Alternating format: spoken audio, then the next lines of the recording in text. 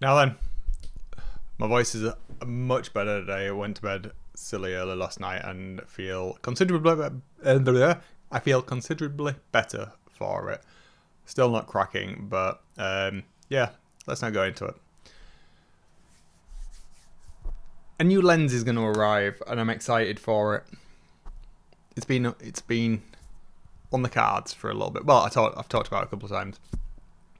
Got the shipping notification. I'm excited for it to appear. Hopefully before I disappear to where we're going, the Lake District next week. That's gonna be fun. Really looking forward to seeing my friend coming over from Canada. Like I say, it's been literally years and years since we've hung out and seen each other. So that's going to be really good, and I'm very much looking forward to taking the camera, getting some really nice footage, some really nice photos.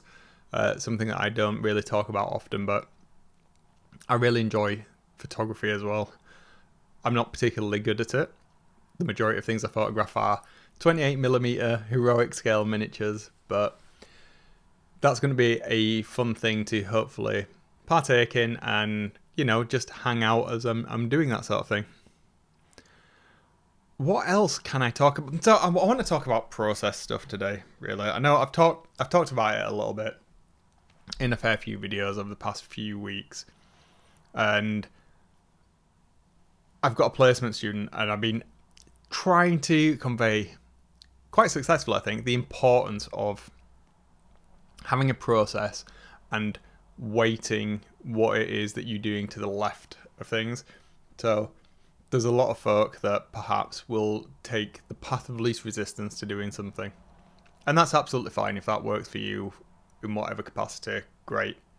I don't care. That's a you thing. But when there's multiple stakeholders involved, multiple moving parts inside of a process system, then having that front-loaded effort is really beneficial. So thinking about it in terms of file naming as an example, we had a lot of footage that we shot earlier this week. A considerable amount. I think I talked about it. We shot 18 and 19 videos. Multiple cameras, multiple angles, multiple audio sources. So as you might put together from that, there was a significant amount of assets that need to feed into a pre-described workflow. Now, even though I have a very structured approach to how that works, I have a number of tools that I've developed myself to aid in that creation process. There are a few shortfalls in it, one of which is consistency in naming files when they come out of the cameras, the audio recorders, all these other bits and pieces, and then how they're linked through that workflow process inside of the documentation suite that I've put together inside of any tools that do any sort of data transform between those things. And that's all before I get it into the editing suite that I use, which is Premiere. So, having a chat with my placement student, it came immediately obvious this morning when we were working on something together. He was going in, long form, right click, renaming the files, just like, yeah, straight away. That really, I took it for granted that you just you'd write a quick shell script to do whatever it is to do your transform against something, or you'd use something like Power Rename, another tool, or automate in OSX, whatever, that you wouldn't do it manually long form.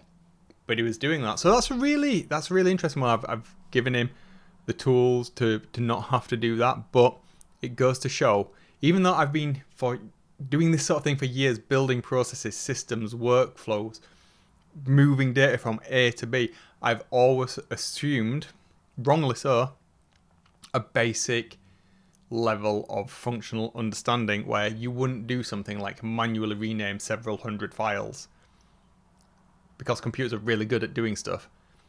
And feeding that into a creative role like this, and seeing that what I assume people do and how they interact with computers, systems, and utilize those tools is consistently surprising. And it just goes to show the difference in approach that people will take.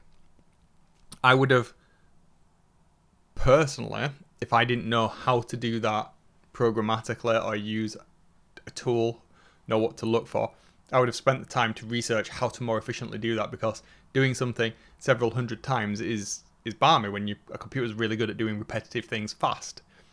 I'd have gone on the internet, or perhaps in yesteryear gone to a library, learned how to do something, and then that would have upskilled me. Yes, it would have aided in this task now. It would have taken me longer perhaps to do it procedurally the first time than it would to have manually done it, but the next time that I need to do it, bearing in mind that this is something that will be consistently needing to happen because it's a process and it's a churn, I would rather spend more time now, understand what I need to do, find a solution, implement the solution, or build and then implement the solution once, and then have it easy for the rest of that rest of the time using that system, than do it faster once, but then have to spend way more time in the future doing it. That mindset is a really interesting concept to me, because it seems people don't reconcile one with the other, and they will take literally the path of least resistance. I'm very happy to say this is not what my placement student will do. He's like, oh, right, that makes perfect sense. So that's great, and it's really fantastic from my perspective that somebody is taking that advice on board, seeing the benefits of doing things in that manner, which is great. But in the larger context of things, this is something I've really come across on a number of occasions. And certainly over the past week or so, there's been a number of conversations that I've had where there's a cognitive dissonance between what is said, what's implied, and what's the actual reality of somebody's understanding is. And that's a problem I think we're going to see more of going forward. There's a number of, I think, socioeconomic factors that lead into that, from generational entitlement to interest, I suppose. It's across the board. There are so many diverse factors that feed into this. It's a very prevalent issue, I think, in life now across a number of disciplines. Something that I'd perhaps want to explore a little bit more going forward, because yeah, as a parent, I definitely don't want my child to be like that longer term. Anyway, yeah, that's it. That's my lunchtime thoughts for today. What do you think? Yeah, I'm going to leave it there for today. I'm going to crack back on. You'll notice I'm using a different camera because I have to have these set up for a bit of recording that I want to do this evening, perhaps. And we'll see how we go there. And I'm looking a little bit like a hobo, so I need to get this sorted. Right, have a good one. I will see you all tomorrow. Perhaps I won't see any of you. You just... the internet, really. Right, don't murder anybody. See ya.